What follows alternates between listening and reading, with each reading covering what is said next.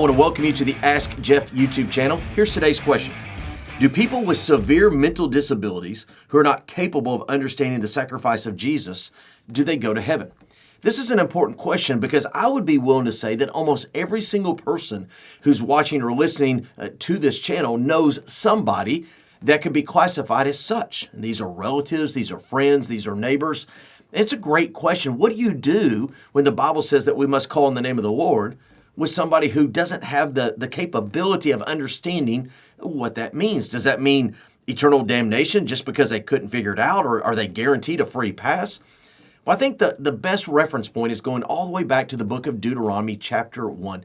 There the Israelites are headed to the promised land, but they had a detour in the wilderness. In chapter 1 of the book of Deuteronomy, it says that those who did not yet able to understand between good and evil, they were allowed to survive, while those who consciously rebelled against God were left to die in the wilderness. Now, I know it's just one text, but I think it kind of shows us the heart of God, that when we willingly rebel against God, we have to face the consequences therein. If we do not understand the differences between good and evil, He does not hold us responsible for that which we don't understand. Now, I want to make a clarification. It didn't say the difference between good and bad.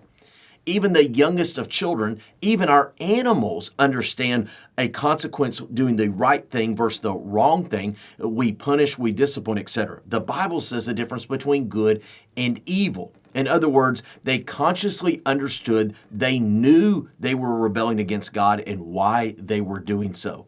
We would all say that those who struggle in a cerebral capacity don't understand the why behind what they're doing. Even if they understand, if I do A, there's a consequence, and B, there's another, they still don't grasp the why.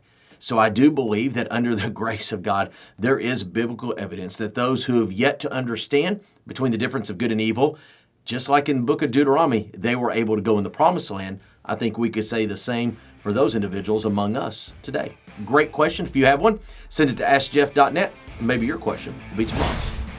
Thanks for being a part of today's daily question. Now, we answer a question each and every day. Please feel free to submit a new question at AskJeff.net. We may not have gotten to yours today, but we eventually will continue to be a part of this. Subscribe so you don't miss out on a question every day.